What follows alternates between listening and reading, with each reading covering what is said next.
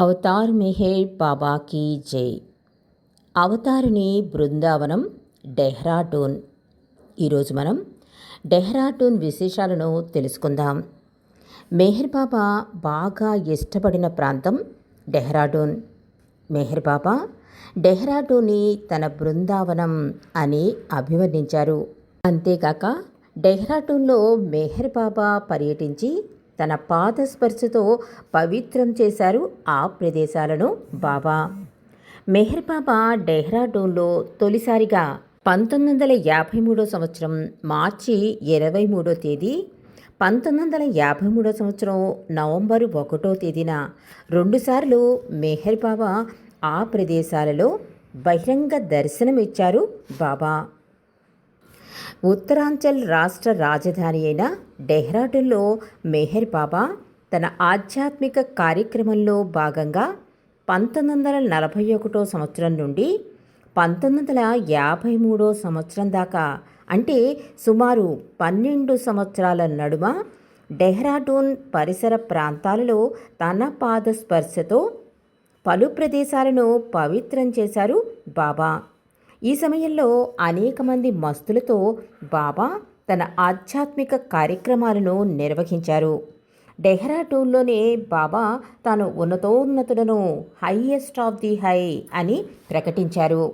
ఈ అవతార కాలంలో మెహర్ బాబా మానవాళికి అందించిన అద్భుత గ్రంథం భగవద్వచనం, గాడ్ స్పీక్స్ అనే ఈ గ్రంథ రచనకు శ్రీకారం చుట్టింది కూడా డెహ్రాడూన్లోనే. అలాగే విలియం డాన్కిన్ రాసిన మస్తులు భగవదోన్మత్తులు అనే గ్రంథం, ఇంకా నౌషర్వాన్ సంపాదకత్వంలో ప్రస్తుతం వెలువడుతున్న గ్లో ఇంటర్నేషనల్ ఇంగ్లీషు పత్రిక కూడా డూన్ నుండి తొలిసారిగా ప్రారంభించడం అయింది. అంతేకాదు మెహర్ బాబా ట్రస్ట్ చైర్మన్గా చాలా కాలం పనిచేసిన బాబు కల్చూరి తొలిసారిగా బాబాను ఇక్కడే దర్శించుకున్నారు.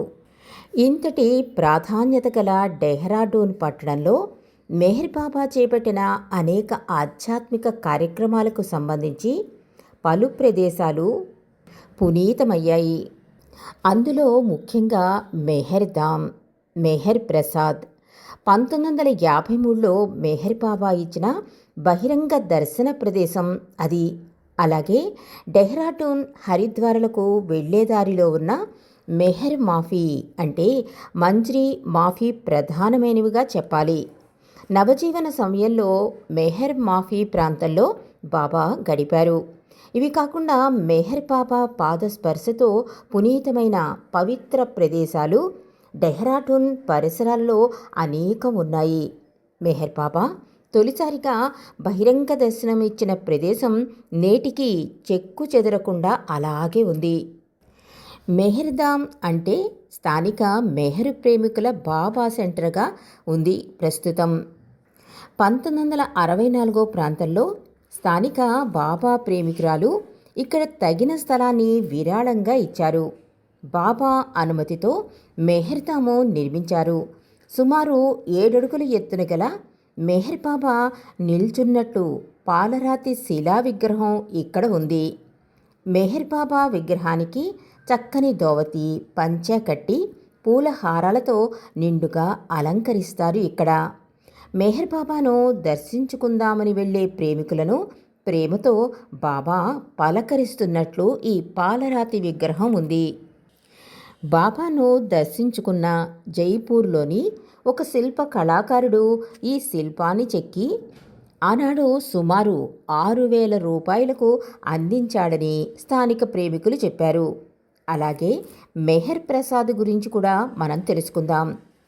107 రాజ్పూర్ రోడ్లో గల మెహర్ ధామ్ నుంచి సుమారు పర్లాంగ్ దూరంలో మెహర్ ప్రసాద్ ఉంది.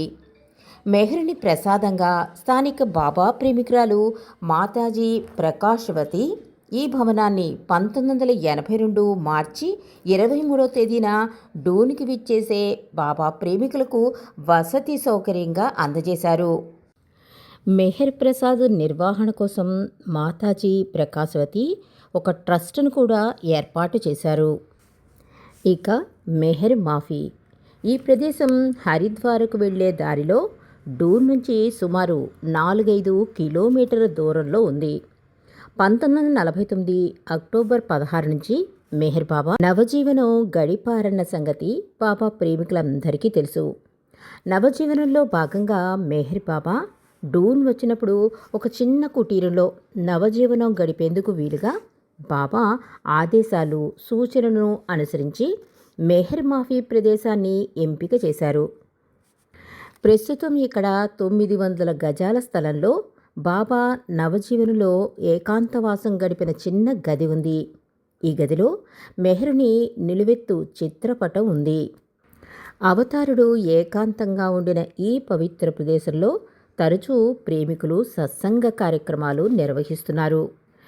అప్పట్లో డెహ్రాడూన్లో ఉంటున్న స్థానిక బాబా ప్రేమికుడు కేకి దేశాయ్ని 1949 సంవత్సరం సెప్టెంబర్ 7న బాబా తక్షణం బయలుదేరి మెహ్రాబాదుకు రమ్మనమని టెలిగ్రామ్ పంపారు. ఆ ఆదేశాల ప్రకారం కేకి దేశాయ్ మెహ్రాబాద్కి చేరుకుని బాబాను దర్శించుకున్నారు. బాబా తన నవజీవన కార్యక్రమం గురించి చెబుతూ అందులో భాగంగా తాను త్వరలో ఉత్తర భారతదేశంలో కొంతకాలం ఉండదలుచుకున్నాను అన్నారు మెహర్ బాబా. అందుకోసం రూర్కీ, హరిద్వారు, రిషికేశ్, డెహ్రాడూన్లో ఎక్కడైనా సరే తనకు అనువైన ప్రదేశం ఎంపిక చేయమని కొన్ని సూచనలు ఇచ్చారు బాబా. ఇలా ఎంపిక చేసిన ప్రదేశం ప్రధాన పట్టణానికి సుమారు 5 కిలోమీటర్ల దూరంలో ఉండాలని బాబా సూచించారు. ఆ ప్రదేశం గ్రామీణ వాతావరణాన్ని పోలి ఉండాలన్నారు. ఈ విషయాలు చాలా గోప్యంగా ఉంచాలని, కనీసం కేకి దేశాయ్ భార్య కూడా చెప్పకూడదని బాబా అన్నారు. డెహ్రాడూన్లో తనకు చాలామంది పరిచయస్తులున్నారని, ముఖ్యంగా తన మిత్రుడు బాబా ప్రేమికుడే నారావాలా సహాయంతో డూన్ పరిసరాల్లో తగిన స్థలం ఎంపిక చేసేందుకు అనుమతి ఇవ్వమని కోరాడు కేకి దేశాయ్. బాబా అందుకు అంగీకరించారు. నారావాలా తప్ప అతని కుటుంబ సభ్యులు మరెవ్వరికీ ఈ విషయాలు తెలియరాదని బాబా ఆదేశించారు. ఆదిరిమల డూన్కు 4 మైళ్ళ దూరంలో పలు ప్రదేశాలు చూసి చివరకు మంజ్రీ మాఫీ అనే గ్రామంలో ఒక ఖాళీ జాగాను ఖరారు చేశారు. ఈ ఖాళీ జాగాలో చిన్న ఇల్లు ఉంది. ఇంటిలో 2 చిన్న గదులు, వరండా ఉన్నాయి. ఈ ఇల్లు, ఇక్కడి వాతావరణం బాబా చెప్పిన సూచనలకు అనుగుణంగా ఉన్నాయని భావించి ఆ ఇంటి ఫోటోలు తీసుకుని ఆ వివరాలు ఒక లేఖలో రాసి మెహ్రాబాద్కు బాబా సమాచారం నిమిత్తం కేకి దేశాయ్ పంపారు. ఆ లేఖ చూసిన పిదప బాబా కేకీకి ఒక టెలిగ్రామ్ పంపారు. ఆ తర్వాత కేకి మెహ్రాబాద్కు వెళ్ళి మెహర్ బాబాకు అన్ని విషయాలు వివరించారు. కేకి చెప్పిన స్థలం కొనుగోలు కోసం బాబా 28,000 రూపాయలు ఇచ్చారు. ఆ తర్వాత బాబాకు ఈ వివరాలు తెలియజేస్తే కేకీని అక్టోబర్ 9న పింపల్గావ్కు రమ్మని ఆదేశిస్తూ బాబా టెలిగ్రామ్ పంపారు. ఆ మాదిరిగా కేకి మెహ్రాబాద్ వెళ్ళి బాబాకు అన్ని విషయాలు ఆయన సమక్షంలో వివరించారు. ప్రీతమ అవతార్ మెహర్ బాబా అన్నారు, భగవంతుని కృప లేదా కరుణ కావాలంటే ఎవరైనా తమ హృదయపు లోతుల నుండి ఆయనను పిలవాలి. హృదయం లేకుండా 100 సంవత్సరాల పాటు భగవంతుని ప్రార్థించినా నీవు సాధించేది ఏమీ ఉండదు. హృదయపు లోతుల నుండి ఒక్క క్షణం ప్రార్థించినా దానిని భగవంతుడు వింటాడు. హృదయపు లోతుల నుండి ప్రార్థిస్తే ఆయన కరుణాతరంగాలు నిన్ను తాకగలవు, వాటిని అనుభూతి పొందగలవు అన్నారు అవతార్ మెహర్ బాబా. అవతార్ మెహర్ బాబా కీ జై.